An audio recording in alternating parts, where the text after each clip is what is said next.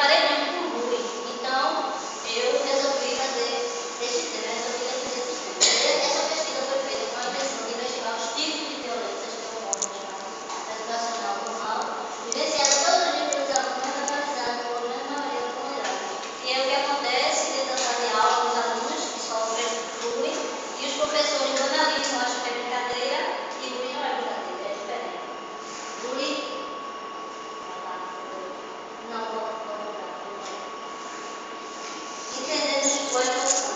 Entendemos qual a situação. Pronto, o bullying. A caracterização do bullying por agressões intencionais verbais, físicas e psicológicas, intencionais e repetitivas.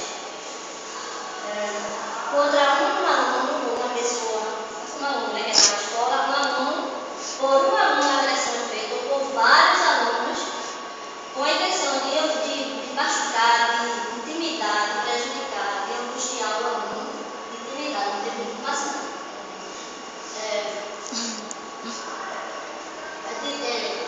O fenômeno do bullying, segundo a Lei de Defesa do Alunado, é extremamente democrático, portanto, se encontra em diversas realidades escolares, independente de classe social, como para na classe pobre, na classe média, alta, o fenômeno do bullying está ali. Objetivo geral: investigar como a escola vem trabalhando pedagogicamente a questão do bullying. Objetivos das pesquisas: observar como se dá o trabalho pedagógico desenvolvido para a minimização da violência e identificar meios de combate ao fenômeno. Tipo de bullying. O bullying acontece de várias maneiras, praticado de várias maneiras. Por exemplo, o físico, que é empurrar, chutar, bater, socar. O bullying verbal, que é o apelido, que envolve apelido, de chuchu, isso, aquilo, todo tipo de briga, apelido, xingar, isolar. E o bullying patrimonial, é aquele que os alunos pegam o material escolar do aluno e extravia, e rasga, joga fora, rouba, furta. Psicológico, simbólico, esse é um dos piores. É aquele que ignora, que a pessoa isola a pessoa, que intimida, que discrimina, que maltrata. Esse é um dos piores tipos de bullying. O sexual, que é o que é assediar, induzir ou abusar. E o bullying virtual, que é o bullying que se dá através de vídeos, da internet, de Facebook, telefone celular e outros tipos de intimidação cognita, formativa. Elementos do bullying. O agressor, a vítima e os espectadores. Aqui tem uma foto real assim, do que acontece. Esse menino aqui está intimidando o outro. Esse é o agressor. O agressor intimida, ele abusa, ele maltrata. E a vítima não tem como se defender. Ele se sente capaz de defesa. Ele não se defende de maneira nenhuma. Ele se sente humilhado, chacotado, intimidado. Ele fica praticamente indefeso. E os outros alunos ficam observando, que são os alunos espectadores, que são os alunos que observam e ficam omissos. Eles ficam omissos porque eles têm medo de serem a próxima vítima do bullying. Por isso que eles ficam omissos. Às vezes eles nem querem fazer aquilo. Eles não sentem vontade de fazer aquilo com o outro, mas riem e ficam com medo porque eles têm medo de ser o próprio alvo do agressor. Aqui, o que pode fazer a história diante de bullying? Aqui tem uma citação de Freud, que tinha a seguinte proposta em seu programa de intervenção: desenvolver regras claras sobre o bullying nas escolas, alcançar um envolvimento ativo por parte dos professores e dos pais, aumentar a conscientização do problema, eliminar mitos sobre o bullying e promover apoio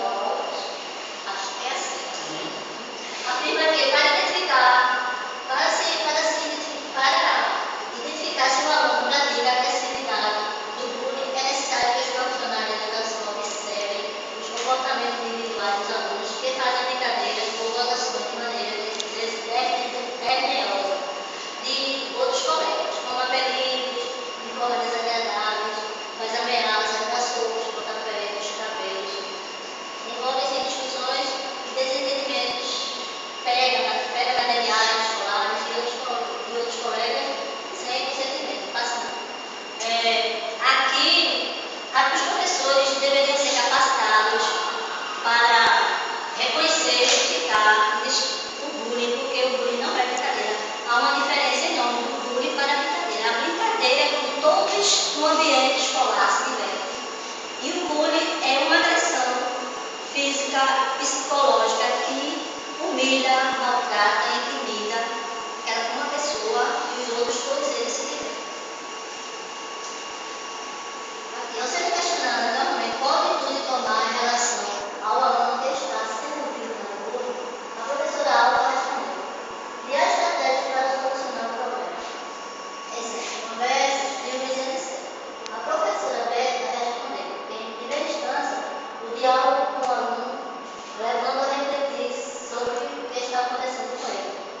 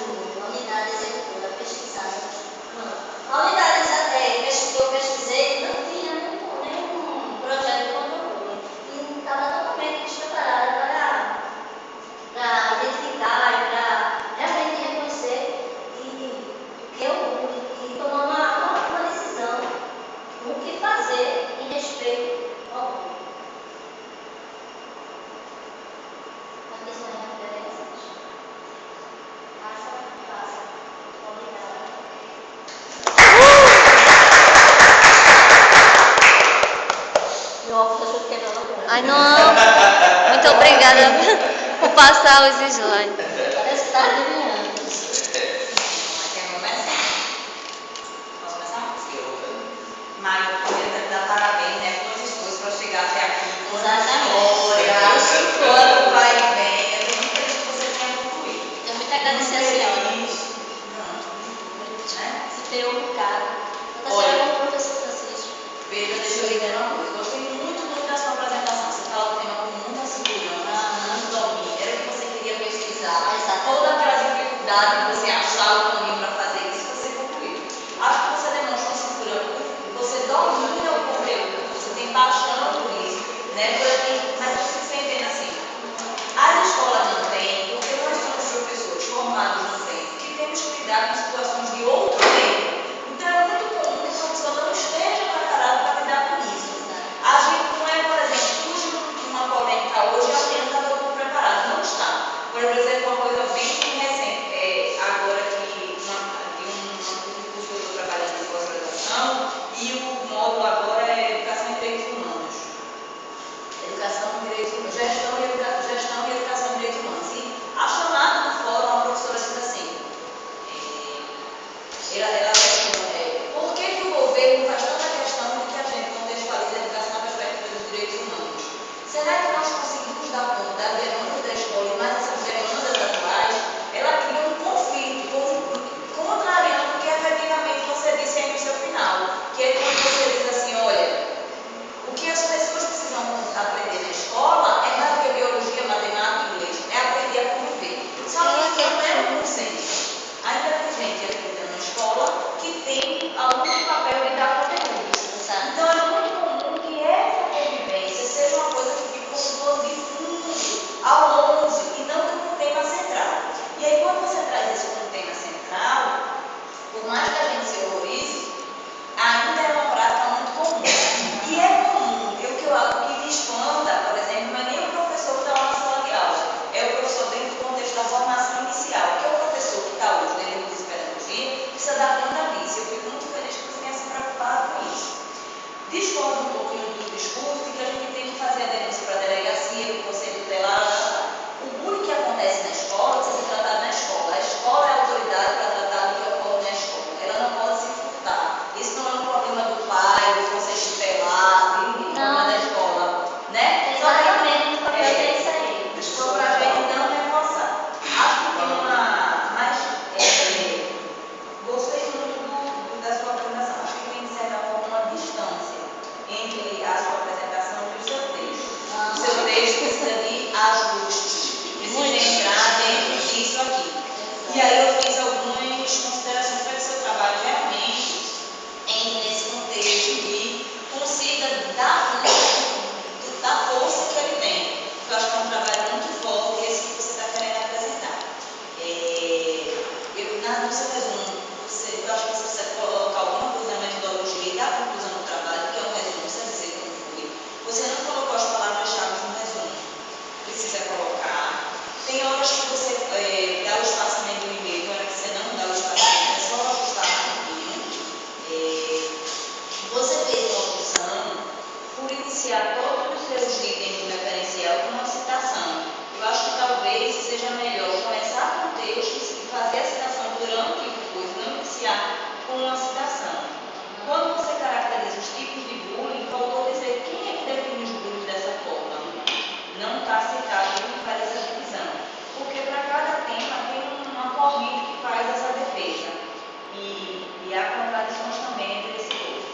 Mas todas as considerações que eu fiz estão aqui anotadinhas para que você possa fazer. Tem algumas partes que você repetiu de referencial teórico, mas eu pontuei.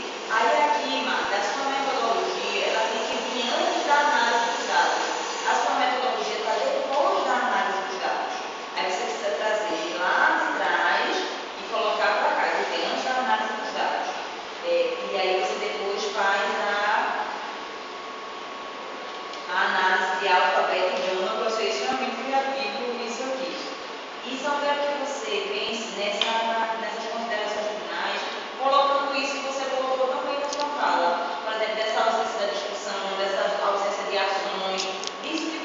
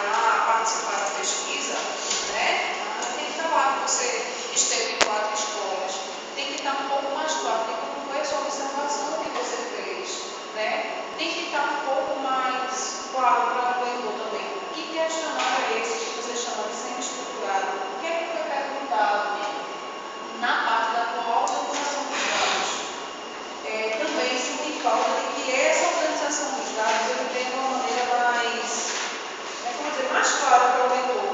Exemplo, a criação das categorias.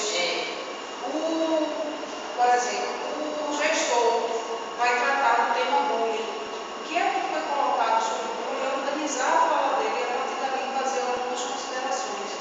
Você veja que quando você abre o seu capítulo teórico, o seu capítulo entendedor, você puxa mais para cá as questões dos autores, né? Tem trechos que são dos autores, por exemplo, Mozart 2006, do que o próprio dado em si. Nessa parte, é bom que esteja com essa configuração de fala, a fala dos participantes. E o comentário dos autores que tem que estar aqui, ele pode ser parafraseado. Porque quando fica assim, né, a gente que vem na leitura, a gente pensa que aqui é a fala do pesquisado, está entendendo? Mas na verdade é a referência que você trouxe, uma citação direta, né, para cá, para a discussão. Eu acho que essas questões já abordam junto com o orientador. E a gente sabe também que foi uma problemática que está conseguindo enfrentar ultimamente, que eu me comprei, vocês estavam bem exaltados em relação a isso. Né? Então, é um tempo curto para se pensar várias coisas, mas eu acho que o teu trabalho é bem possível. Inclusive, todas essas sugestões que você, a partir do que você estudou, são dadas para a escola, elas têm que estar tudo em consideração. A gente tem que ter muito cuidado com o passo, essa coisa do apontar a instituição como culpada, porque de fato a educação, ela, na minha concepção, não existe um culpado, né? Existem as situações que eles não tomaram pé de todos, não ganharam apoio, mas que o teu trabalho se propõe a isso. Ele é mais de sugerir do que de apontar. Por exemplo, quem esteve nessa escola, essa questão mesmo de alguns não querem participar, porque alguns nem sabem, de fato, o que é bullying, na verdade. Então, deixar isso escrito nas suas considerações. E essas escolas precisam, eu nem sei o que é, mas criar momentos de discussão com os professores. Então, quando o pedagogo já sugerir um pouco o que a escola pode fazer para melhorar isso.